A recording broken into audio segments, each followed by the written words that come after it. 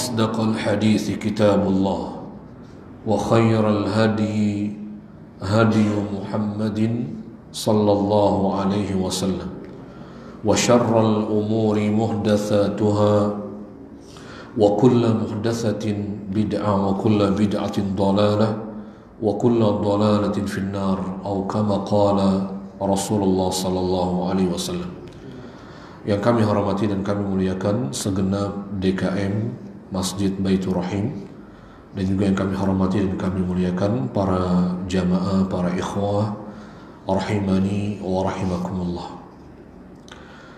Alhamdulillah, dan di kesempatan ba'da subuh ini kita akan melanjutkan kajian tafsir kita, di mana kita masih dalam pembahasan tafsir surat Al-Qiyamah, yang di kesempatan yang lalu kita telah sampai pada ayat yang menjelaskan tentang wajah-wajah orang-orang yang berbahagia di hari kiamat, yang disebutkan oleh Allah Subhanahu wa taala pada ayat yang ke-22, wujuhu yawma idzin nadhirah, di mana Allah Subhanahu wa taala menjelaskan tentang orang-orang nanti di hari kiamat itu. Ada orang-orang yang wajahnya adalah wajah yang dipenuhi dengan kenikmatan dan kebahagiaan, di mana wajah mereka wajah-wajah yang berseri, wajah-wajah yang dibaguskan oleh Allah Subhanahu wa taala, bersinar, bercahaya. Ya, dan ini disebutkan oleh Allah Subhanahu wa taala itu dengan ila rabbiha nadhirah, karena mereka melihat Allah Subhanahu wa taala.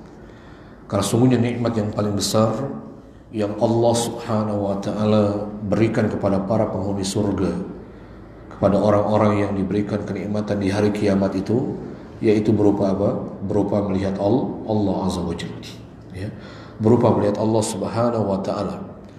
Ini disebabkan, kata para mufassir, apa yang membuat wajah-wajah orang-orang yang menjadi penghuni surga Allah Subhanahu wa taala itu begitu bahagia, begitu nikmatnya terlihat dari wajah mereka. Itu para ulama mengatakan ila rabbiha nadhirah, karena disebabkan melihat wajah Allah Subhanahu wa taala, karena mereka bertemu dan melihat Allah Subhanahu wa taala, tara khaliqah, karena mereka melihat penciptanya, ya. Itu disebabkan karena mereka melihat penciptanya Allah Subhanahu wa taala. Bukankah kita sudah menyebutkan, menjelaskan bahwa kenikmatan di atas segala kenikmatan surga itu adalah melihat Allah. Bukan buah-buah surga, bukan bidadari surga, bukan susu, bukan khamr, ya, yang diminum oleh para penghuni surga sebagai kenikmatan buat mereka. Tapi sungguhnya nikmat yang paling puncak kenikmatan tersebut di surga itu adalah melihat Allah Azza wa Jalla. Makanya, ya, orang-orang, ya, atau penghuni surga ini itu terlihat dari wajah mereka menunjukkan wajah yang penuh dengan kebahagiaan dan kenikmatan.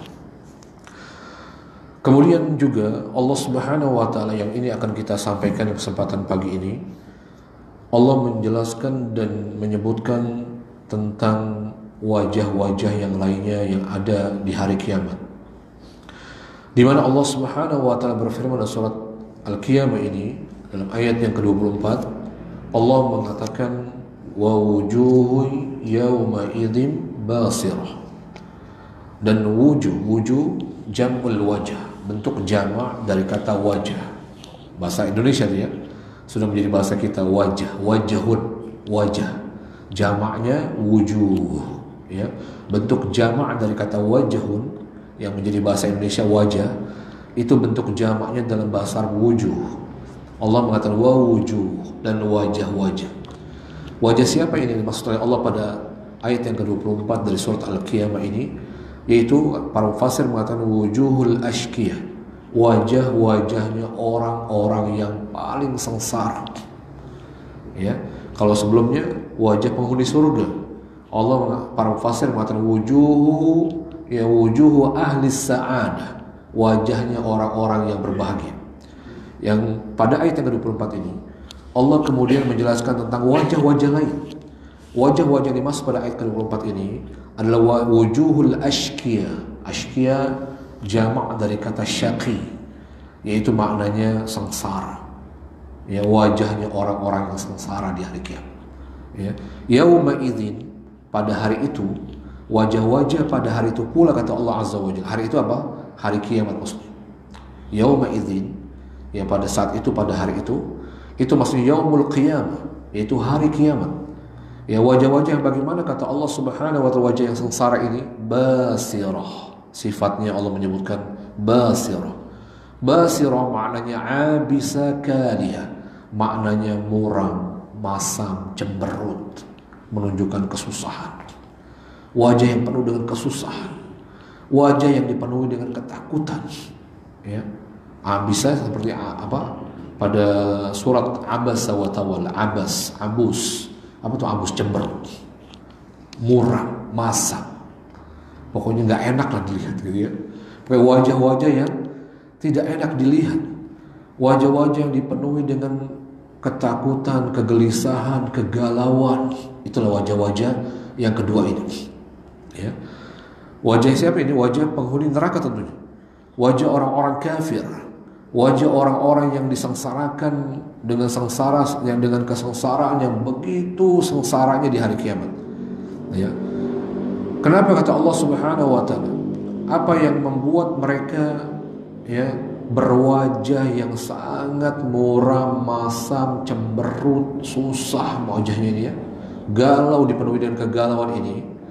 Allah mengatakan wa dhanna tadhunnu an yuf'ala biha faqirah.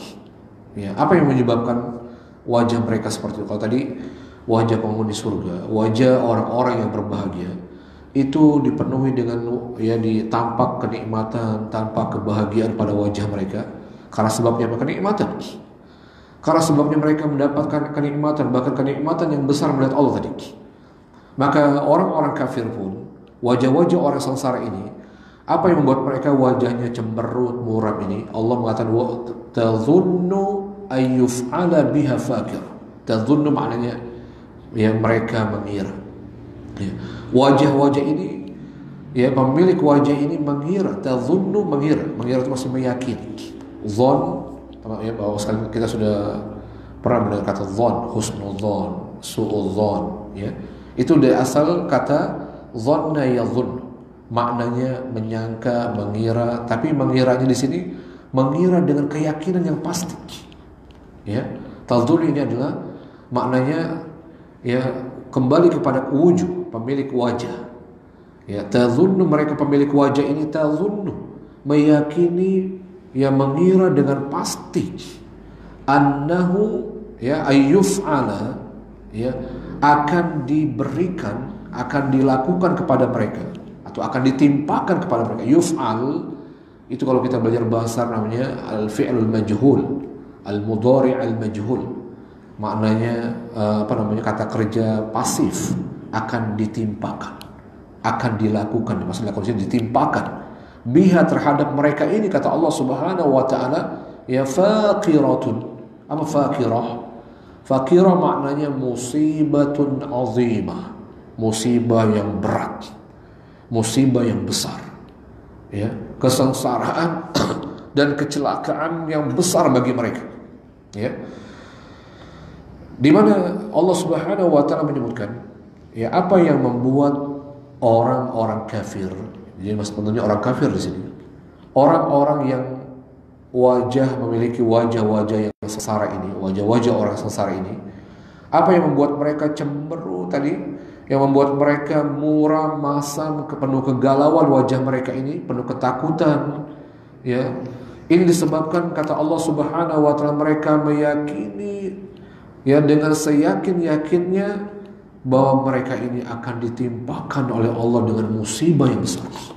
Ya, faqiratun, musibah. Ya. Musibah yang kata para ulama juga dari kata faqiratun ini, dari kata faqirah ini, itu adalah tabsamu. Ya, para ulama mengatakan taqsamu faqaradh dhahr, yang akan menghancurkan, ya meremukkan tulang-tulang punggung mereka dengan siksaan Allah Subhanahu, dengan musibah tersebut, dengan musibah yang Allah timpakan kepada mereka ini pada saat itu. Ya. Kemudian Allah Subhanahu wa taala menyebutkan pada ayat berikutnya, wal kalla idza balaghatit taraqi. Allah Subhanahu wa taala mengatakan kalla, kita sudah sering menyebutkan makna kalla, ya. Banyak ayat-ayat Allah Subhanahu wa taala yang menyebutkan kata kalla, ya, dengan banyak makna tentunya kalla di sini, ya. Kalla makna sekali-kali jangan sampai terjadi maksudnya, ya. Kalau kalla juga maknanya di sini di Paruh Pasir mengatakan sungguh benar, ya, benar kalau seperti itu terjadi, ya. Apa kalau terjadi sesuatu itu dan pasti akan benar ini, itu benar-benar, ya. Allah Subhanahu wa taala idza balaghatit taraqi, idza apabila. Sering ya kata-kata ini berulang ya. Jadi bahasa Al-Qur'an itu kosakatanya itu berulang-ulang Bapak. Jadi kalau Bapak hafal satu idza banyak Pak, ya, akan mudah nanti akan memahami Quran, ya. Idza apabila balaghat, ya, balaghat sampai, ya. Apa yang sampai di sini? Nafas kita, nyawa, nafas, ya. Apabila nafas-nafas itu sampai, kata Allah, at-taraqi itu adalah tulang yang ada di antara zakun dan pundak kita. Berarti ini kerongkongan, tenggorokan. Ya, at-taraqi kata para ulama itu maknanya apa yang ada di antara zakun. Zakun itu mana zakunnya? Ini zakun ya. Ini ya zakunnya. Ini zakun dan antara pundak berarti di sini. Ya, sebagai para ulama mengatakan at-taraqi maknanya a'ali as-sadr. Ya, maknanya juga kata para ulama makna at-taraqi a'ali as-sadri. Itu puncaknya dada. Ya Pak ya. Ya yang bagian dada yang paling atas, yang paling tinggi. Ya, maksudnya kerongkongan, tenggorokan maksudnya, ya. Allah Subhanahu wa taala mengatakan apabila nafas itu telah sampai pada tenggorokan. Maksudnya apa bahasanya? Maksudnya ini, ya, isyarat akan dekatnya kematian. Bukankah, ya, Nabi SAW pernah menyebutkan, ya, bahwasanya tanda atau dekatnya kematian itu dengan adanya sakratul maut, ya Pak ya. Dan sakratul maut itu ditunjukkan, ya, yaitu telah naiknya, telah sampainya napas kita di kerongkongan kita. Makanya ada kenapa sampai ada orang sampai ketika sakratul maut itu sampai seperti mengorok Pak ya. Gitu ya. Karena di kerongkongan, ya. Itu menunjukkan sudah dekatnya kematian. Ya, sebagaimana Nabi SAW menyebutkan, ya, tentang dekatnya kematian ini, yang saat itu bahkan Nabi menyebutkan taubat itu enggak diterima oleh Allah, dan Rasul menyebutkan, ya, hatta yughargir. Allah menerima taubat seorang hamba, ya, sebelum hamba itu yughargir. Yughargir itu napas di kerongkongan. Ya, begitu. Ya, sebelum dia yughargir maknanya juga sampai, ya, dia mengalami napasnya itu berada di kerongkongannya, di tenggorokannya sampai dia sakaratul maut. Gitu ya Pak ya. Allah Subhanahu wa taala kemudian mengatakan, ya, setelah itu waqila man raq. Allah Subhanahu wa taala berfirman setelah itu waqila, maknanya waqila ini juga al-fi'lul majhul, al-madi al-majhul, fi'lul madi bentuk kata kerja yang pasif, ya. Al-majhul ada, kalau yang aktif ma'lum. Ini majhul, wakilan dikatakan. Qala mengatakan, qila dikatakan. Ya. Kan banyak kata qala Allah taala wa idz qala rabbuka, itu Allah berkata. Pelakunya disebutkan. Ya, ini tidak disebutkan pelakunya, waqila, dan dikatakan kepadanya. Dikatakan kepada siapa? Kepada tadi. Kepada orang yang tadi yang napasnya sudah sampai kepada tenggorokannya. Ya. Ya, kepada orang yang, ya, wajah-wajahnya tadi wajah-wajah yang sengsara ini. Yang ketika nafas mereka telah sampai kepada tenggorokan mereka, atau bahwasanya ini menunjukkan isyarat bahwasanya mereka akan dekat kepada kematian, ya, mereka akan meninggal dunia saat itu, dijemput ajalnya. Maka saat itu waqila, kata Allah Azza wa Jalla, waqila dikatakan kepada orang ini. Siapa yang mengatakan ada orang saat itu yang menyaksikan? Sebenarnya mengatakan Ya, apa maksud waqila di sini? Waqala ba'dul hadirin li ba'd. Maka berkatalah sebagian orang-orang yang hadir yang menyaksikan kematian, termasuk mungkin para malaikat, ya. Berkata sebagian mereka kepada sebagian yang lainnya, ya, apa perkataan untuk orang yang akan meninggal ini? Mereka mengatakan man raq. Man, siapakah? Man itu kata tanya, ismul istifham. Man, siapakah? Raqin. Raqin itu apa? Raqin itu dia ismul fa'il, ya, dari peruqyah. Ya, raqa yarqi maknanya meruqyah. Raqin si peruqyah, orang yang meruqyah. Ya, peruqyah itu, ya, biasanya ruqyah itu untuk apa? Untuk menyembuhkan, kan, ya. Biasanya ada orang sakit di ruqyah, gitu, Pak, ya. Makna raqin itu orang yang meruqyah. Maka orang-orang yang hadir saat itu mereka saling mengatakan terhadap orang yang akan dijemput ajalnya ini, ya, man raq. Siapa orang yang akan meruqyah orang ini? Siapa si peruqyah yang orang yang akan menyembuhkan orang ini maksudnya? Para mufassir mengatakan perkataan mereka ini, hal min raqin yarqihi wa yashfihi mimma huwa fih. Ya. Perkataan man raq, siapa peruqyah maksudnya? Siapa orang yang bisa meruqyahnya? Siapa orang yang bisa menyembuhkannya dari apa yang dialaminya, dari musibah yang akan dialaminya, menyelamatkan dia dari kematian. Ya, Masya Allah. Jadi saat orang akan meninggal dunia, ya, maka akan hadir di situ para malaikat dan seterusnya. Mereka menanyakan siapa yang bisa menyelamatkan orang ini, menyelamatkan dari kematian. Ya. Orang-orang kafir ini, ya, kita bicara orang kafir. Maka saat itu orang kafir ini orang-orang yang, ya, sengsara, yang wajahnya tadi ditampakkan kesengsaranya oleh Allah Subhanahu wa taala saat akan meninggal dunia ini, ya. Wa dhanna, dan dia mengira, meyakini, dhanna yang sudah sebutkan, dhanna tazunnu, sama, ya, tazunnu itu fi'il mudhari sedang berlangsung, dhanna telah berlalu, dhanna al-fi'lul madhi bentuk lampau, tazunnu tadi sebelumnya itu bentuk fi'il mudhari yang sedang berlangsung, ya. Maka wa dhanna, dan dia, atau maksudnya orang yang tadi yang sedang mengalami sakaratul maut tadi, ya, yang akan mengalami kematian ini, wa dhanna, dan dia meyakini, wajah-wajah yang sengsara ini meyakini, annahul firaq, annahu, sesungguhnya hal itu, sesungguhnya hal itu dan kejadian itu, al-firaqu maknanya perpisahan.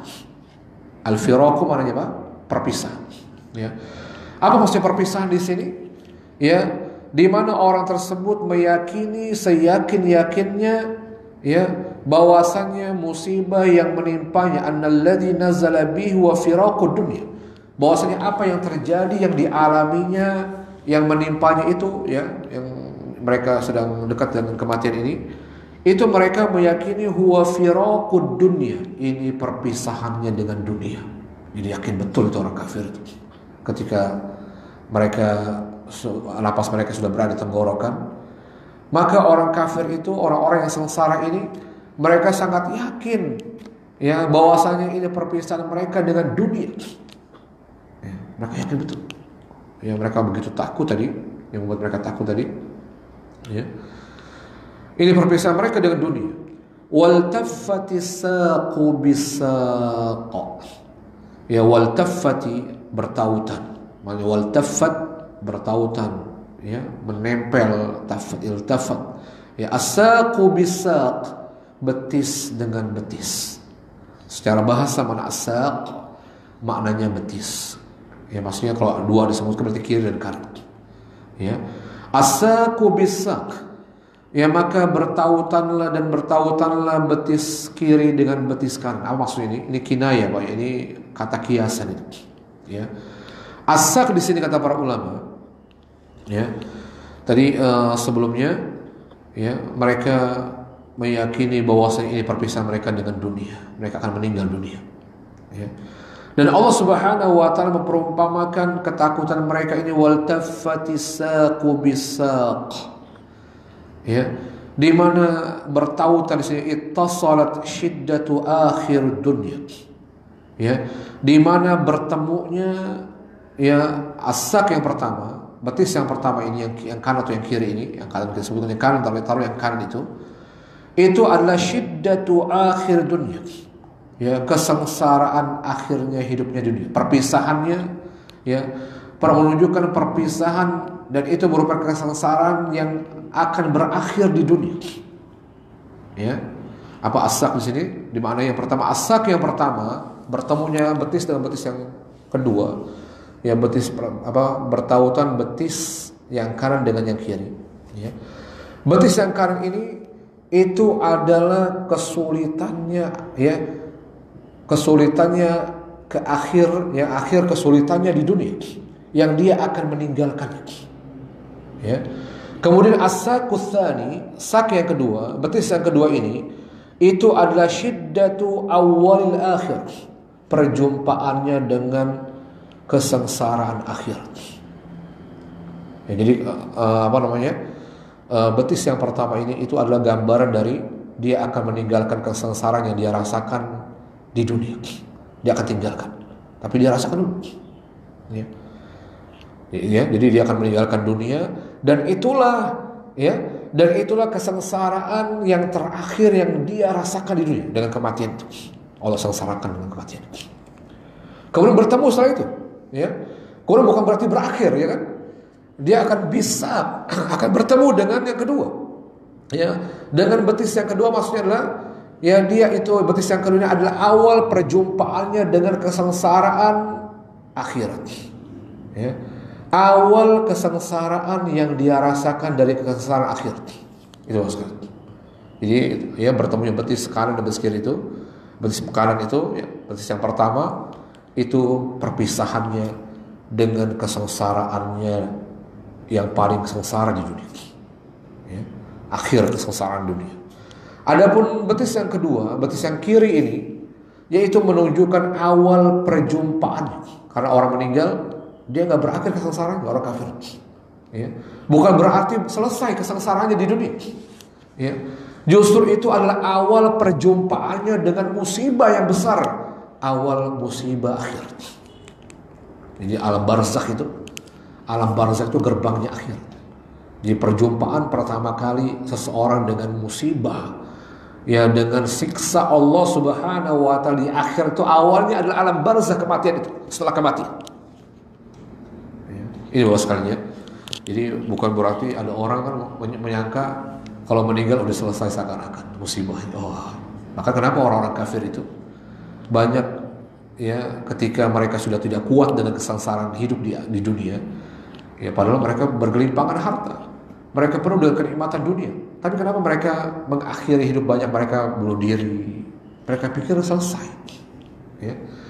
Kenapa banyak orang-orang kafir itu mengakhiri hidupnya dengan bunuh diri? Karena mereka sejatinya nggak merasakan kenikmatan dunia, ya. Seolah-olah orang menggambarkan kenikmatan dunia ketika punya harta, ya. Orang merasa yakin kalau hartanya banyak pasti bahagia. Enggak, ya, siapa yang mengatakan, siapa yang menjamin kalau orang itu banyak hartanya pasti bahagia? Enggak, Bapak sekalian. Orang-orang kafir, kalau Bapak dengar berita, ya, baca berita itu hampir setiap hari orang-orang kafir yang padahal hidupnya itu secara kacamata dunia, kacamata manusia umumnya itu pasti bahagia, orang hartanya banyak, kejabatannya tinggi, apa, ya, semuanya serba ada. Tapi kenapa mereka setiap harinya hampir bunuh diri? Setiap harinya banyak orang bunuh diri di negara barat, orang-orang kafir di barat. Ya. Kenapa itu? Itu menunjukkan mereka itu nggak bahagia, Bapak sekalian. Kalau bahagia mungkin nggak bunuh diri, Bapak, ya, mungkin nggak. Kalau orang bahagia dengan kehidupan dunia, mungkin nggak dia bunuh diri, enggak. Yang ada dia justru bagaimana berpikir biar dia langgeng hidupnya di dunia, kan gitu, ya. Kalau orang sudah merasa bahagia, sudah merasa nyaman di suatu tempat, nggak mungkin kalau dia akan melepaskan tempat itu. Tidak mungkin dia akan meninggalkan tempat tersebut ketika dia merasa nyaman dengan tempat itu. Apa yang membuat mereka ingin meninggalkannya? Karena nggak bahagia, ya. Mereka diliputi dengan kesengsaraan hidup, sehingga mereka berpikir kematian itu adalah akan menyelesaikan kesengsaraan hidup mereka. Itu dia. Jadi kenapa orang bunuh diri, Bapak sekalian? bunuh diri, itu berpikir mereka sudah gak kuat dengan sengsara hidup. Dan bagi mereka bahwasanya kematian, bunuh diri dengan jalan bunuh diri, itu bagi mereka akhir dari menyelesaikan kesengsaraan. Padahal gak selesai, Pak. Ya. Padahal ada betis yang kedua tadi, kata Allah. Ya. Padahal ada ada betis yang Allah maksudnya adalah ada kesengsaraan yang berikutnya yang datang setelah itu, yang bertemu antara kesengsaraan dunia dan kesengsaraan akhir. Itu maksudnya. Ya, pernah ada siksa Allah yang menunggu di alam barzakh sebelum nanti di hari kiamat. Lalu Allah Subhanahu wa taala berfirman, ya ila rabbika yawma idzinil masaq. Ya. Allah Subhanahu wa taala kemudian berfirman ila rabbik, kepada rabbika, Tuhanmu, Rabbmu. Ya Allah Subhanahu wa taala yang menciptakan kita, yang memberikan kita semua nikmat, ya, yang mengatur semua urusan makhluk, yang memiliki makhluk, ya, yang berkuasa atas makhluk. Ila rabbik, kepada Rabbmu Allah Subhanahu wa taala, yauma idzin, pada hari itu, pada hari kiamat itu, kata Allah Azza wa Jalla. Al-masaq, apa al-masaq ini? Al-masaq itu akan dikumpulkan, digiring, ya, dihantarkan kalian ini, kata Allah Azza wa Jalla. Ya, bahwasanya semua kita, ya, semua kita setelah nanti di hari kiamat itu, setelah dibangkitkan dari kematian itu, semuanya akan digiring, semuanya akan dikumpulkan kepada Allah Subhanahu wa taala. Gak ada yang bisa lari dari Allah, gak ada yang bisa bersembunyi, gak ada yang bisa melarikan diri, gak ada. Ya, betul-betul semua kita ini, ya, yang kafir maupun yang mukmin, yang beriman maupun yang mengingkari keimanan, maka semuanya nanti kelak yauma itu, maksudnya hari kiamat, di hari kiamat nanti, kata Allah Subhanahu wa taala, itu akan dikumpulkan kepada Allah Subhanahu wa taala. Ya, untuk apa itu bahwasanya? Imma ilal jannah wa imma ilal nar. Apakah nanti kemudian akan diputuskan akan masuk surga atau diceburkan ke neraka Allah Subhanahu wa taala. Jadi itu kita pasti itu, ya. Kita akan diantarkan, digiring kepada Allah Subhanahu wa taala, diberdirikan di hadapan Allah Azza wa Jalla, yang kemudian diputuskan tempatnya apakah ke surga atau ke neraka. Itu pilihan. Ya. Kemudian Allah Subhanahu wa taala menyebutkan juga sifat-sifat orang-orang kafir ini, wajah-wajah yang sengsara di hari kiamat. Allah Subhanahu wa taala mengatakan fala saddaq, apa yang mereka dulu lakukan di dunia. Allah Subhanahu wa taala mengatakan fala, maka tidaklah, ya, maka tidaklah mereka ini, kata Allah, dulu di dunia saddaq maknanya beriman, ya. Saddaq maknanya beriman, amanah. Beriman terhadap apa? Kata Allah Subhanahu wa taala mufassir, fala amanal kafiru birrasuli wal Qur'an. Ya, mereka tidak beriman, orang kafir ini, dengan Rasul yang diutus oleh Allah. Ya.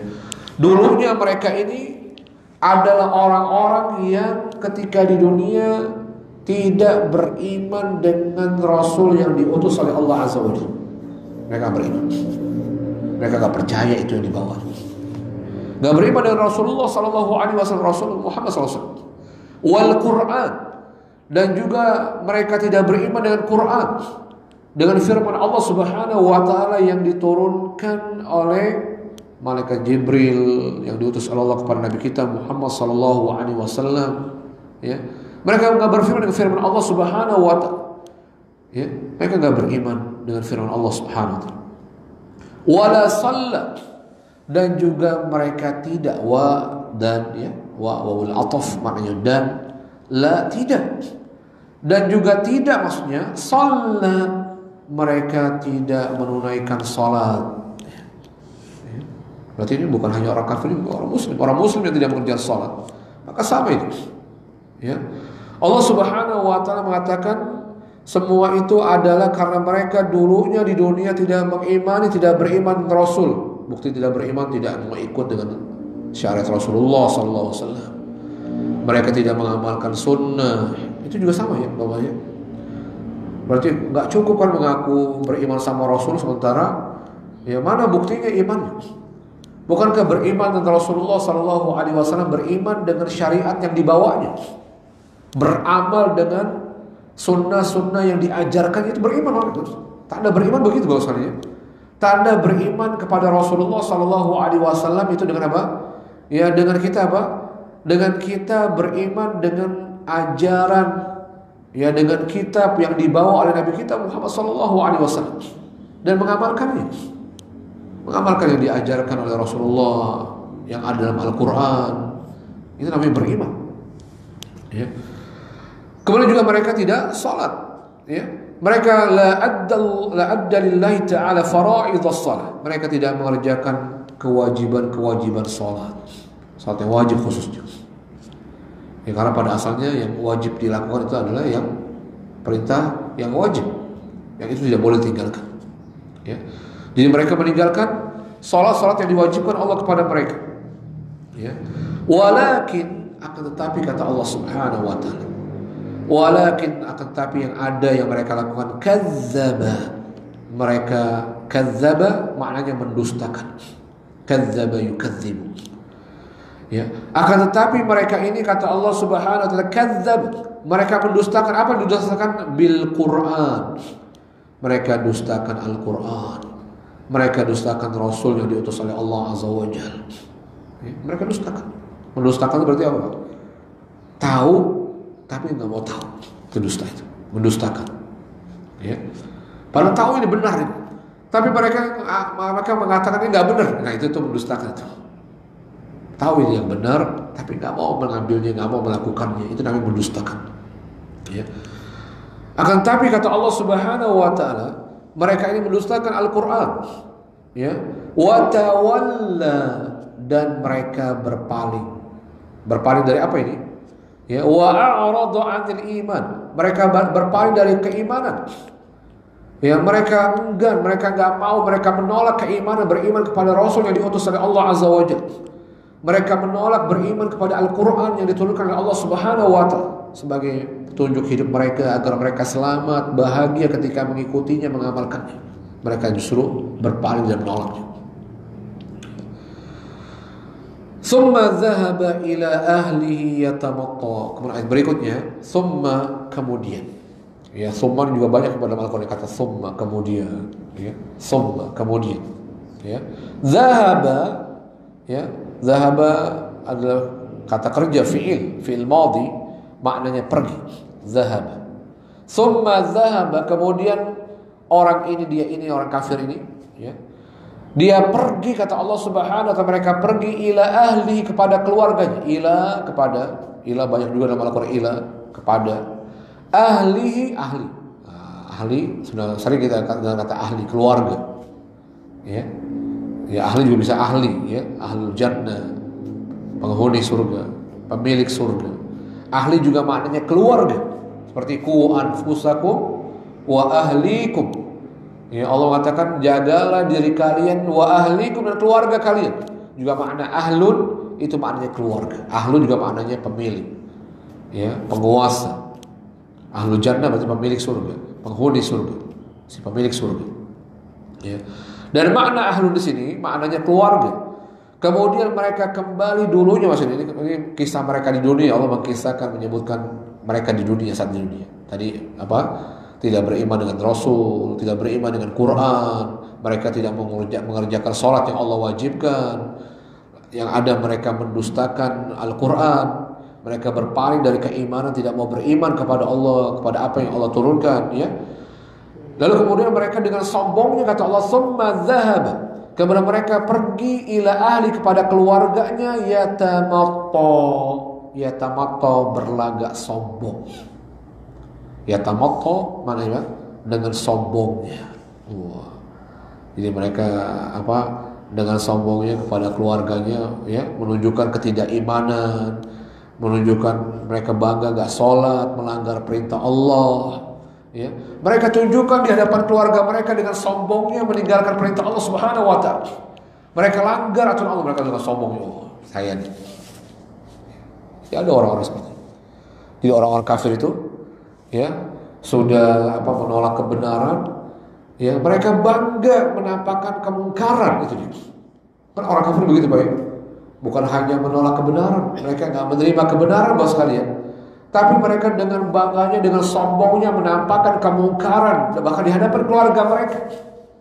Ya, bahkan mengajak keluarga mereka dengan kemungkaran mereka. Mereka tampakkan, mereka datang kepada keluarga mereka. Ya sekalian. Maka Allah Subhanahu wa taala kemudian mengecam mereka, aula laka fa aula. Aula di sini maknanya, ya. Aula kata Allah Subhanahu wa taala, makna aula di sini maknanya halakun lak, celaka untukmu. Makna aula di sini maknanya kecelakaanlah, kebinasaanlah, laka untukmu kata Allah Azza wa Jalla. Ya. Untuk orang-orang kafir tadi yang tidak beriman kepada Allah, kepada Rasul yang diutus oleh Allah, dengan Al-Quran yang diturunkan Allah sebagai pedoman hidup buat mereka, ya, tidak mau mengerjakan kewajiban salat, bahkan mendustakan Al-Quran dan berpaling dari beriman, dari keimanan ini, maka Allah Subhanahu wa taala mengatakan aula lak, kecelakaanlah untukmu, sungguh celaka kamu, kecelakaan dan kebinasaan untukmu kata Allah, fa'aula, maka kecelakaan juga untukmu. Maksudnya pengulangan di sini itu maksudnya penegasan. Pengulangan kata yang diulang oleh Allah Subhanahu wa taala ini menunjukkan apa? Menunjukkan stressing, menunjukkan penegasan, kepastian, keniscayaan bahwasanya mereka pasti akan celaka, disengsarakan dan celaka oleh Allah Azza wa Jalla. Ya. Bahkan kembali pada ayat berikutnya Allah menegaskan kembali, summa aula laka fa aula. Lagi-lagi Allah mengulangi kembali, ya, untuk menunjukkan mustahil gak terjadi kecelakaan bagi mereka, ya. Untuk menunjukkan bahwa pasti kecelakaan, musibah yang besar, kesengsaraan yang sangat-sangat menyengsarakan mereka itu akan ditimpakan kepada mereka, itu pasti. Ya. Gak ada tawar-menawar lagi nantinya, gak bisa dinego lagi, pasti akan ditimpakan oleh Allah Subhanahu wa taala kepada mereka. Ya. Kemudian Allah Subhanahu wa taala juga menyebutkan kenapa orang-orang kafir itu seperti itu, ya. Apa yang menyebabkan orang-orang kafir itu melakukan demikian, merasa bangga, sombong dengan kemungkaran, dengan pengingkarannya, tidak beriman, melakukan kemaksiatan, melanggar aturan Allah, ya. Apa sih yang memotivasi mereka melakukan itu, Bapak? Ya. Mereka disebutkan oleh Allah Subhanahu wa taala ayahsabul insan. Ini dia masalahnya. Ayahsabul insan. A di sini adalah, ya,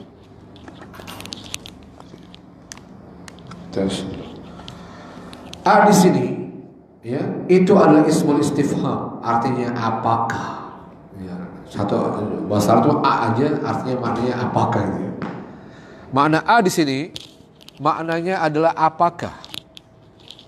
Ya. Habis kayak gini, tes itu. Allah Subhanahu wa taala ayahsabu, apakah yahsabu, mengira. Yahsab maknanya sama seperti dhon, ya dhon. Ayahsab, apakah mengira, saya mengira al-insan, manusia. Ya. Ayahsabu A-nya adalah apakah, yahsabu mengira, menyangka, al-insanu manusia. Ya. Apakah manusia menyangka atau mengira, kata Allah Subhanahu wa taala, ini maksudnya ditujukan pada orang kafir tentunya, ayyutraka, ya, mereka ini akan dibiarkan, ditinggal. Yutrak tadi fi'il majhul, fi'il ma'lumnya kata kerjaan, aktifnya adalah yatruk, meninggalkan, membiarkan. Kalau yutrak itu maknanya ditinggalkan, dibiarkan, ya. Apakah manusia mengira bahwa mereka ini dibiarkan, gitu Pak ya? Jadi manusia, mungkin orang banyak mengira bahwa sekali kalau mereka ini dihidupkan, diciptakan oleh Allah, dihidupkan di dunia, kemudian dibiarkan begitu saja, maksudnya. Mereka tanpa pertanggungjawaban. Boleh nggak mengerjakan perintah Allah, nggak apa-apa melanggar larangan Allah. Maksudnya gitu Pak ya. Apakah manusia mengira kata Allah Subhanahu wa taala bahwa mereka ini akan dibiarkan begitu saja sudah dalam keadaan sia-sia? Sudah ini maknanya adalah sia-sia. Ya. Sudah maknanya sia-sia.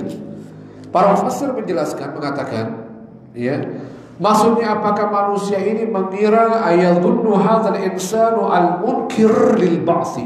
Siapa manusia di sini kata para mufassir? Al-munkir bil ba'tsi, yang mengingkari ya, yang mengingkari adanya hari kebangkitan.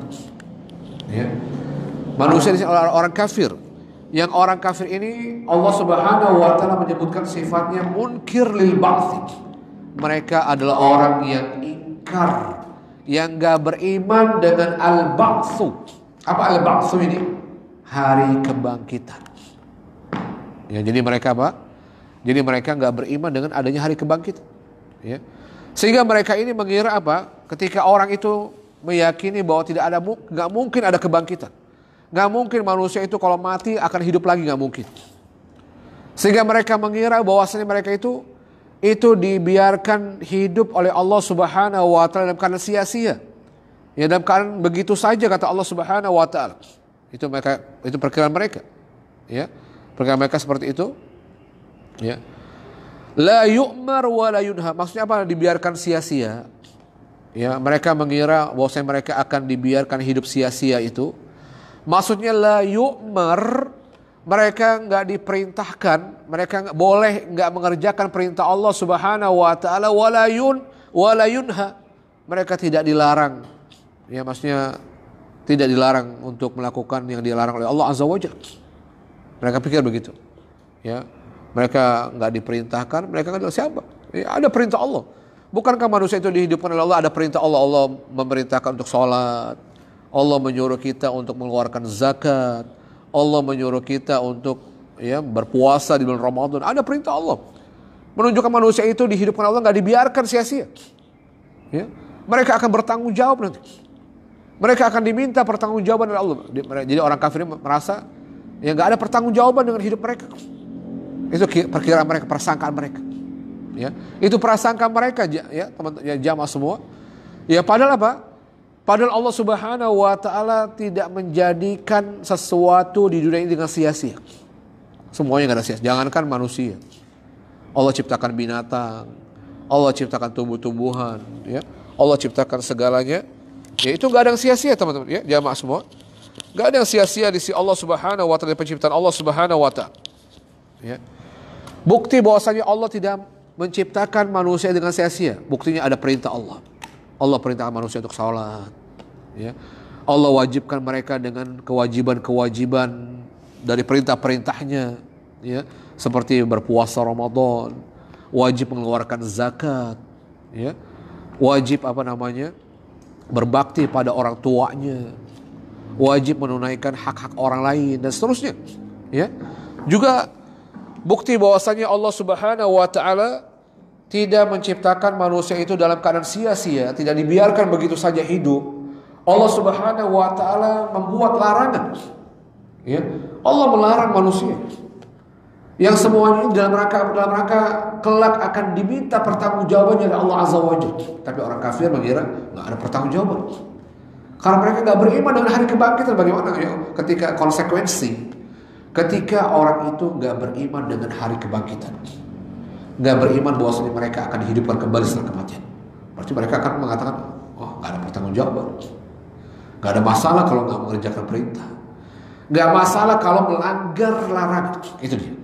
Lihat, maka kita orang beriman, maka orang-orang yang beriman tentunya mereka akan takut kepada Allah, karena semua yang mereka lakukan di dunia akan mereka pertanggungjawabkan di depan Allah Subhanahu wa taala. Kalau mereka gak salat, ada pertanggungjawaban. Kalau mereka meninggalkan larangan Allah, melakukan pelanggaran Allah, Allah melarang kita berzina, Allah melarang kita minum khamr, Allah melarang kita main judi, Allah melarang kita menipu, Allah melarang kita membunuh. Itu larangan Allah.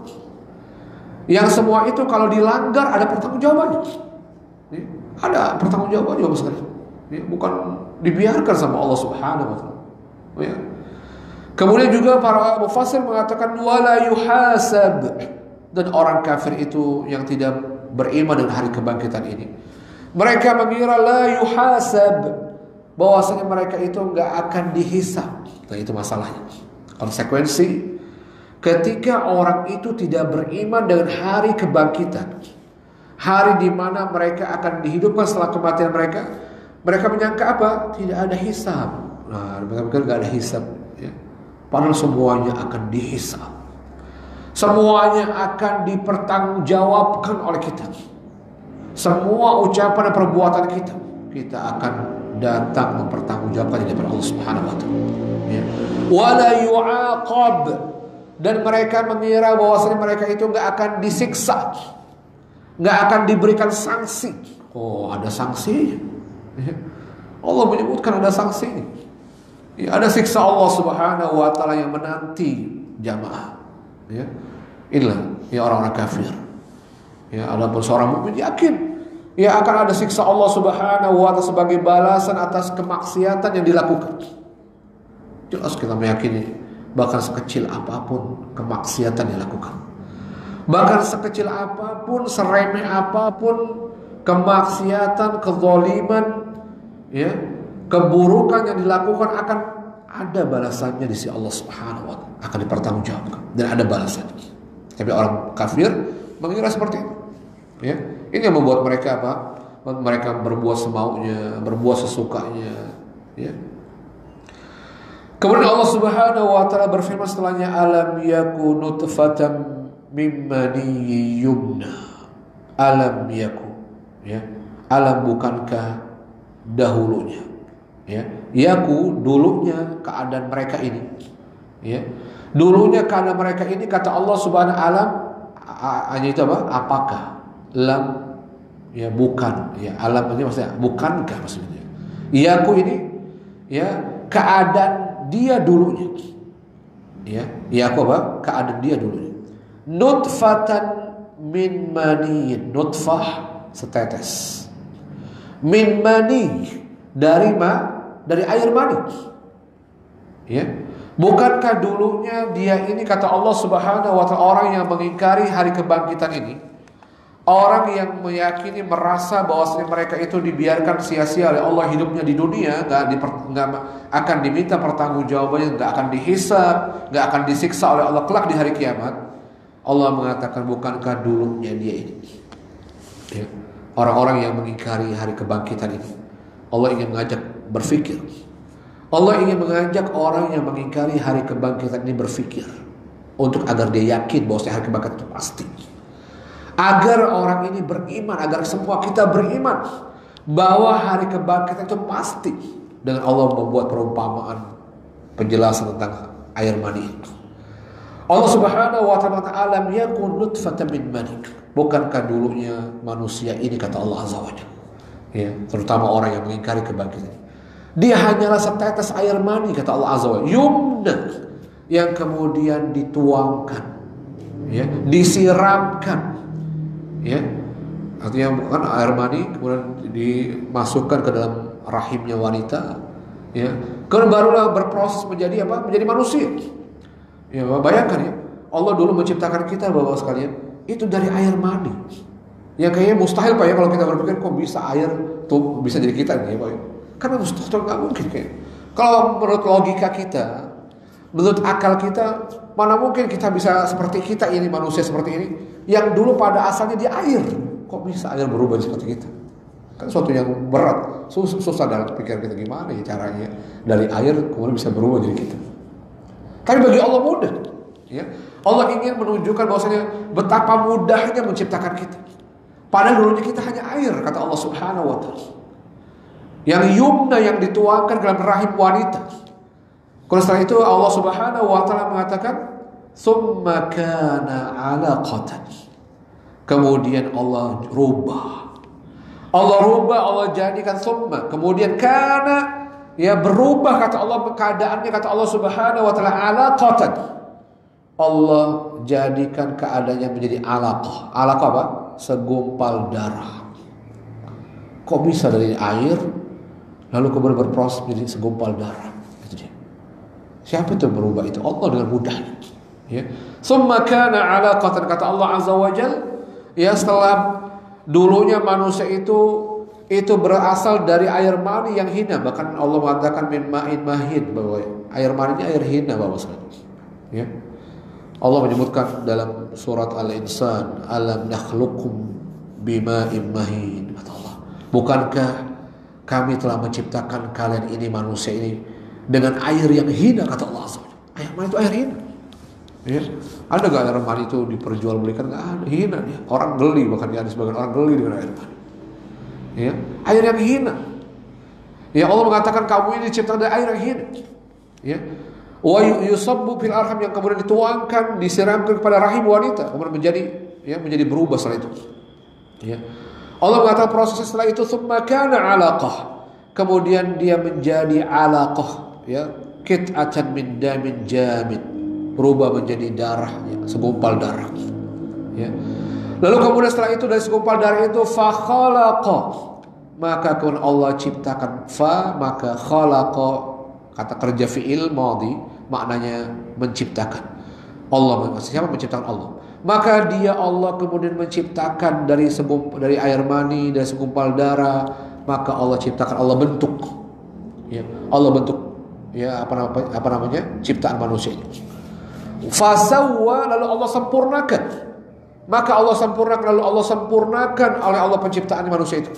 Dari air mani, kemudian segumpal darah, kemudian segumpal daging, ya, kemudian Allah ciptakan, Allah bentuk, Allah sempurnakan. Allah tumbuhkan kepalanya, Allah munculkan tangannya, Allah kemudian berikan kakinya, Allah kasih organ-organ tubuhnya, perangkat-perangkat tubuhnya untuk dia hidup. Masya Allah. Ya. Itu mudah bagi Allah. Ya. Bagaimana mengingkari kebangkitan? Ya. Lalu kemudian Allah Subhanahu wa Ta'ala tadi, ya, fakhalaqa, maknanya apa? Maka Allah ciptakan setelah itu. Setelah Allah dari air mani, segumpal darah, segumpal daging, lalu kemudian Allah baru ciptakan. Ya, fakhalaqallahu biqudrati, maka Allah ciptakan dengan kekuasaan Allah Subhanahu wa Ta'ala. Khalaqa, menciptakan dengan kekuasaan. Maka Allah ciptakan kemudian manusia itu dengan kekuasaannya. Ya, wasawwa, dan Allah fasawwa, dan Allah sempurnakan, Allah baguskan bentuknya. Allah sempurnakan, ya, sawwa maknanya kata para ulama, Allah sempurnakan dengan Allah baguskan rupanya. Ya, bagus gak Bapak sekalian, ya? Bahwa kita tuh diciptakan sama Allah tuh sebagus-bagusnya ciptaan. Ya. Allah betul gak bagus menciptakan kita, kepalanya di atas. Coba kalau kepalanya di bawah, coba kita tukar, ya. Jadi kita gambar kepalanya, kita ganti di bawah. Bagus gak kira-kira? Gak bagus. Itu dengan seideal mungkin Allah ciptakan manusia. Sawwa, sempurnakan bentuknya. Allah baguskan rupanya. Ya. Kan ideal Pak, ya? Ideal, elegan, hidungnya di tengah. Coba hidungnya di pinggir. Cakep gak, ya? Mata kita ditaruh di atas, di jidat, ya. Gak bagus. Allah sudah bagus banget. Alisnya, matanya, hidungnya ditata sama Allah. Sempurna. Tangannya dua di samping. Coba tangannya depan belakang. Gimana? Ya, mau gak Pak dipindahin tangan Bapak, yang kanan jadi depan, yang kiri taruh belakang. Ya. Enak gak dilihatnya Pak? Makhluk apa ini? Makhluk ajaib ini. Ya. Masya Allah. Betul-betul ya, Allah Subhanahu wa Ta'ala bukan hal yang kebetulan ini. Itu sudah direncanakan, sudah di-planning oleh Allah Subhanahu wa Ta'ala, bagaimana Allah ciptakan manusia dengan sesempurna ciptaan. Bi ahsani taqwim. Dengan penciptaan yang paling sempurna manusia ini. Manusia paling sempurna, Masya Allah. Ya. Lalu Allah Subhanahu wa Ta'ala kemudian berikutnya, faja'ala minhu zawjayn adh-dhakara wal untha. Faja'ala, maka Allah jadikan. Ya. Faja'ala, maka Allah jadikan minhu, dari penciptaan manusia tadi yang sudah disempurnakan oleh Allah Subhanahu wa Ta'ala, az-zawjayn, berpasangan. Az-zawjain maknanya berpasangan. Allah bukan hanya menciptakan satu jenis, satu bentuk. Ya. Allah ciptakan az-zawjain, pasangan. Ya, apa berpasangan ini? Yang pertama az-zakara, yang pertama laki-laki, kelaminnya, gendernya laki-laki. Ya. Wal untha, dan perempuan, wanita. Ya, Masya Allah. Dan itu terbukti. Ya, ada laki-laki, ada wanita, Masya Allah. Ya, Allah ciptakan ya dalam dua bentuk. Ya, dalam bentuk manusia ini Allah ciptakan dengan dua bentuk, az-zakar wal untha, laki-laki dan wanita. Ya, itu begitu mudahnya Allah menciptakan. Maka Allah kemudian mengatakan di akhir ayat ini, alaysa dzalik. Ya, alaysa, bukankah? Ya, dzalika al-hid. Alaysa kata tanya. Bukankah dzalika hal itu, kata Allah Subhanahu wa taala, atau apa yang diperbuat oleh Allah, apa yang dilakukan oleh Allah Subhanahu wa taala pencipta manusia ini, ya, dalam menciptakan hal itu biqadir, ya, begitu kuasa, ya, begitu kuasa, begitu maha kuasanya Allah Subhanahu wa taala dalam melakukan perbuatan itu, ya. Perbuatan apa itu? Ala ayyuhyi, juga dalam ayyuhyi, ala, atas, ya. Atas apa ini? Ya, kalau Allah Subhanahu wa taala begitu kuasa, begitu mudahnya menciptakan manusia dari air mani, segumpal darah, segumpal daging, lalu Allah bentuk penciptaannya dengan sesempurna mungkin, ya, maka juga kata Allah, bukankah hal itu juga, kata Allah, Allah maha kuasa ala ayyuhyal mauta, yuhyi, menghidupkan, al mauta, orang-orang yang telah mati. Kalau Allah mampu dengan mudahnya, Allah maha kuasa dengan mudahnya menciptakan penciptaan manusia dari air mani sampai menjadi sempurna penciptaannya, maka bagaimana mungkin Allah gak kuasa menghidupkan manusia, menghidupkan orang yang telah mati? Mudah, sangat mudah. Mana Bapak sekalian, kalau kita berpikir, mana yang lebih sulit, mencipta atau menghidupkan kembali? Mencipta, ya. Mencipta lebih sulit tentunya, ya. Kalau sudah jadi gampang, misalnya profesor Bapak sekalian, nah, saya pernah memberikan analogi. Profesor itu yang menciptakan robot. Mana yang lebih sulit, dia menciptakan robot dari awal, ya, dengan ketika robot itu rusak untuk diperbaiki? Mana yang lebih sulit, Pak? Lebih sulit mana, Pak? Berkreasi, ya, menciptakan sampai jadi robot. Apakah ini lebih sulit apa ketika robot itu telah jadi, telah ada, lalu dia rusak, diperbaiki? Mana yang lebih simpel? Memperbaiki, ya. Maka begitulah Allah Subhanahu wa taala, ya. Tentunya menghidupkan, ya, menghidupkan sesuatu yang pernah ada, yang pernah hidup jauh lebih mudah bagi Allah Subhanahu wa taala daripada apa? Mencipta. Kalau menciptakan kan harus berpikir dulu, Pak, ya. Berpikir dulu apa ya bahannya, apa alat-alatnya, sehingga bisa tercipta robot itu. Susah itu, berpikir keras. Kan gitu, harusnya lebih sulit mencipta daripada memperbaiki, ya, daripada menghidupkan kembali. Itu, maka kata Allah, begitulah, ya, bahwasanya menghidupkan kembali itu jauh lebih mudah bagi Allah, kecil bagi Allah Azza wa Jalla. Jangan kita pernah berpikir, gimana ya mati, kan yang mati banyak, Pak, gimana cara menghidupkannya, ya, apakah satu-satu? Kan Allah telah menyebutkan sekali tiup Allah sekali ditiupkan sama Allah, ya, sangkakala ditiup untuk kedua kali langsung bangun semuanya. Gampang bagi Allah. Ya, jangan berpikir dengan akal kita, ya, jangan berpikir dengan logika kita, semuanya mudah bagi Allah Subhanahu sekali meniup, maka semuanya yang mati menjadi hidup kembali kepada asalnya. Mudah bagi Allah Jalla wa ala. Maka ini, ya, pelajaran buat orang-orang yang mengingkari hari kebangkitan, yang mereka meyakini gak mungkin orang yang mati itu akan dihidupkan, mereka akan bertanggung jawab dengan amalnya. Itu pasti, kata Allah SWT. Tapi bagi Allah pasti, mudah. Ya, ini saja yang saya sampaikan seperti tadi. Mudah-mudahan tafsir surat Al-Qiyamah ini menjadi pelajaran, menjadi ibrah, ya, buat kita, bahwasanya, dan menambah keyakinan keimanan kita bahwasanya kiamat itu pasti terjadi, dan juga kebangkitan itu pasti ada. Ya, semua kita setelah kematian kita ini akan dibangkitkan oleh Allah Subhanahu wa taala untuk mempertanggungjawabkan seluruh amal yang kita kerjakan di dunia. Oleh karenanya, pastinya orang yang dia beriman dengan hari kebangkitan, dia beriman bahwasanya setelah kematian ada kehidupan, bahwasanya orang-orang yang meninggal itu akan dihidupkan kembali oleh Allah, maka dia tentunya akan berupaya untuk memperbaiki amal-amalnya. Dia akan meninggalkan apa yang dilarang oleh Allah, ya, sekuat mungkin, semaksimal mungkin, dan dia berupaya untuk apa? ya beramal soleh, berupaya untuk mengerjakan perintah Allah Subhanahu wa taala sebagai bekal yang akan menyelamatkan dia dari siksa Allah Subhanahu wa taala. Karena semua amal kita akan dipertanggungjawabkan. Mungkin itu saja, wallahu a'lam bishawab.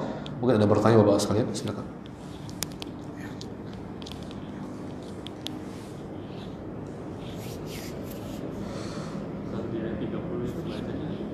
Ayat 30.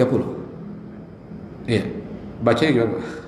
Ayat 30, ila rabbika yauma idzil masaq atau ila rabbika yauma idzil masaq. Ya, dan nun wiqayah. Di sini ada tanwin kan, kalau ini secara ilmu tajwid ya, ini hukum tajwid. Ya, hukum tajwid kalau ada tanwin ya, tanwin itu apa? An in un ya. Yauma idzin kasratain. Tanwin itu ada fathatain, ada dhammatain, ada kasratain ya. Maka tanwin itu dianggap nun sukun. Maka kalau kita belajar ilmu tajwid itu hukum nun sukun dan tanwin karena sama. Ya, dia dianggap sama. Karena bunyi tanwin itu bunyi nun, an in un. Ya, seperti nun sukun. Nah, kemudian bertemu sukun. Ya. Alif lam di situ lamnya lam sukun karena hamzah itu hamzatul wasl yang tidak dibaca, akhirnya bertemu dua sukun. Ya. Maka bertemu dua sukun ini tidak bisa dibaca. Ya, maka untuk bisa dibacanya dibutuhkan nun wiqayah. Ya, dibunyikan nunnya dikasarkan. Ya, yauma idzinil masaq untuk bisa dibaca. Kalau nggak dikasih nun wiqayah akan seperti terputus. Yauma idzin al masaq. Al masaq nggak bisa ya. Alif lam Bapak ya. Alif lam ta'rif ini, lam ta'rif di sini. Itu hanya bisa dibaca itu hanya di awal kalimat Bapak. Ya, kita boleh bisa baca itu di awal kalimat. Tapi ini masalahnya ini bukan di awal kalimat. Ya. Dia berada di tengah kalimat. Kemudian sebelumnya diikuti dengan huruf sukun. Nah, nggak bisa dibaca tuh. Bagaimana biar bisa dibaca? Maka diberikan nun wiqayah yang dikasarkan. Ya, yauma idzinil masaq. Gitu. Ini cara baca. Kalau kita langsung salah. Iya, secara kaidah tajwid salah, secara kaidah tajwid. Secara kaidah tajwid salah. Iya. Ya, ini yang bermazhab nun wiqayah ini ya, salah ya. Iya.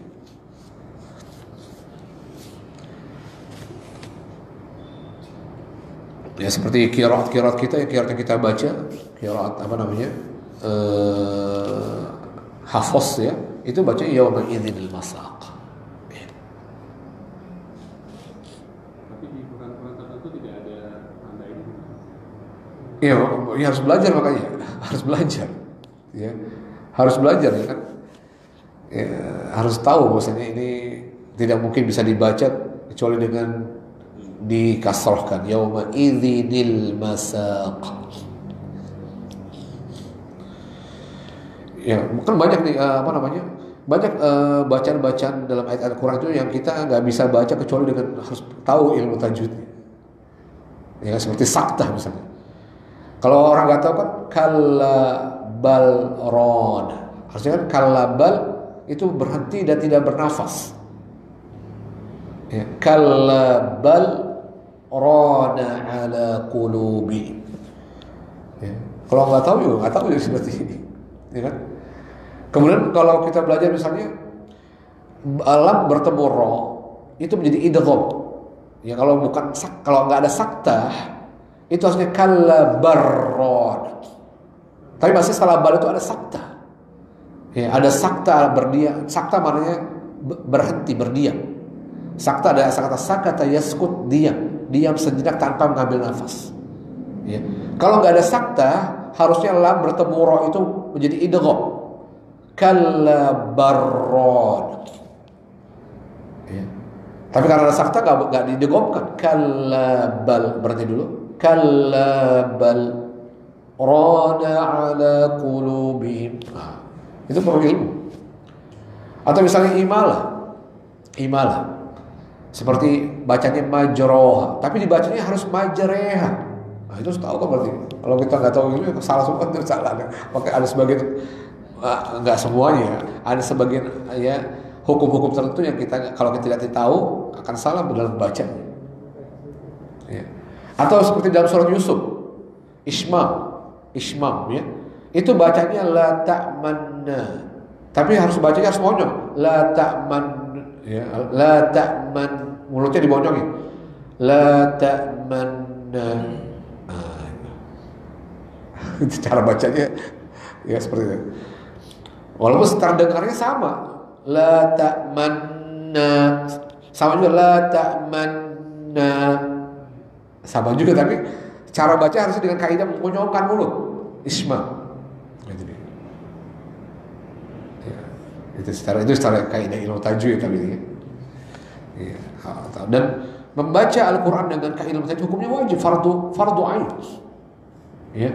Membaca Al-Quran dengan kaidah ilmu tajwid hukumnya fardu ain, wajib. Berarti kalau nggak dibaca dengan tajwid berdosa, betul berdosa.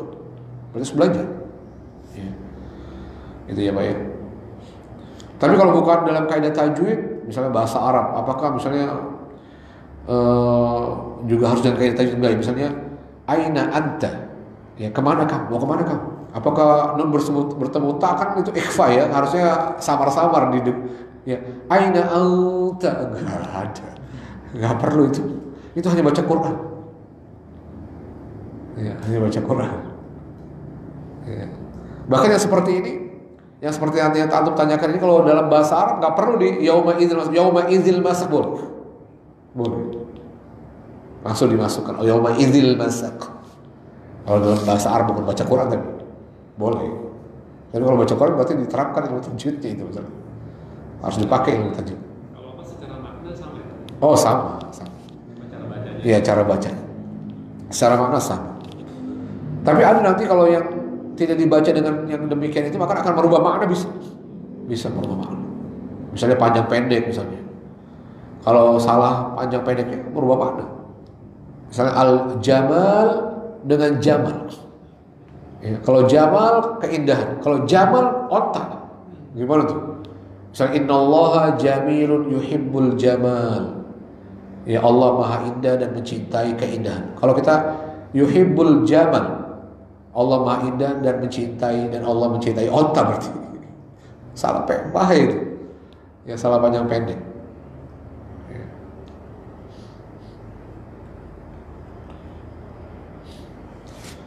Ya banyak ya hal-hal yang kalau salah dalam kesalahan tajwid itu bisa juga fatal ya.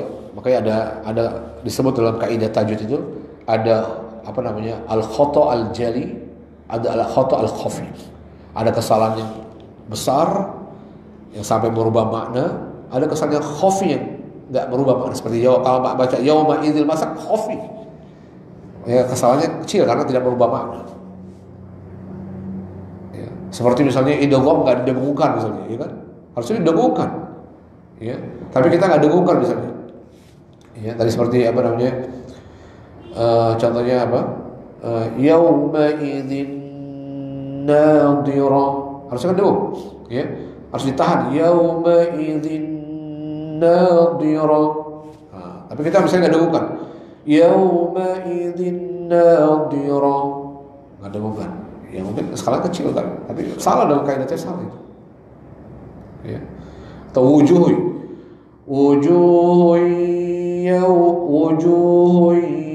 yauma idzin, harusnya dengungkan idgham biguna, tanwin bertemunya wujuh, tapi kita nggak didengomkan wujuhun yauma, nggak menyalahkan artinya, tidak berubah makna, tapi salah dalam kaidah tajwid.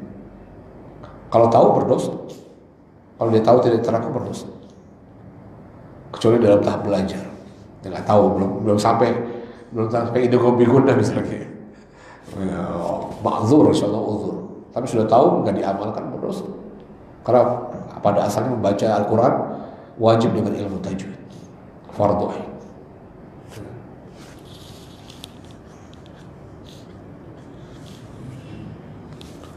Baik, ada lagi yang lain? Ya, enakan kita gitu Pak ya, kita menafsirkannya perkata-perkata biar Bapak nanti kalau ketemu kata ini, oh sama berarti, artinya berarti sama. Ya, memudahkan Bapak juga untuk memahami bacaan Qurannya nanti. Apa namanya? Jadi di antara mempermudah kita memahami dan mengartikan Al-Quran mungkin dengan perkataan, kecuali belajar bahasa Arab ya. Tapi kalau nggak belajar bahasa Arab mungkin seperti ini, ya akan lebih memudahkan. Karena kata-kata dalam Al-Quran itu berulang-ulang misalnya.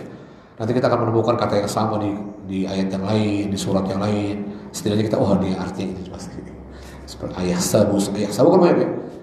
Dalam surat ayahsabu, dalam surat apa namanya? Al-Lumazah. Karena dia apa? Wailul likulli humazatil lumazah alladzi jama'a malan wa 'addadah kalla la yunbadhanna fil apa? Ayahsabu anna malahu akhlada. Yahsab. Apakah mengira kan? Ayahsabu apakah dia mengira anna bahwasannya. Anna banyak anna bahwasannya. Inna atau anna sama maknanya. Malahu mal zakat mal hartanya. Sudah bisa gitu ya. Banyak yang seperti yang udah masuk seperti bahasa yang familiar yang sering kita sebutkan zakat mal harta. Anna mal apakah dia mengira bahwasanya hartanya. Akhlada tuh khalid. Kan sering kata khalid ya, kekal. Akhlada mengekalkannya. Mirip-mirip dengan kata ya. Khalid, akhlad itu kata-katanya kata yang sama sebetulnya. Ya, dari akal kata kalau kita tahu Khalid ini kan kekal. Akhlad berarti mungkin ini mengekalkan. Sebenarnya kita tahu tuh mengekalkan. Nah, gitu. Baik. Ada yang mau saya? Pak Ketua, Pak Ridwan Kamil.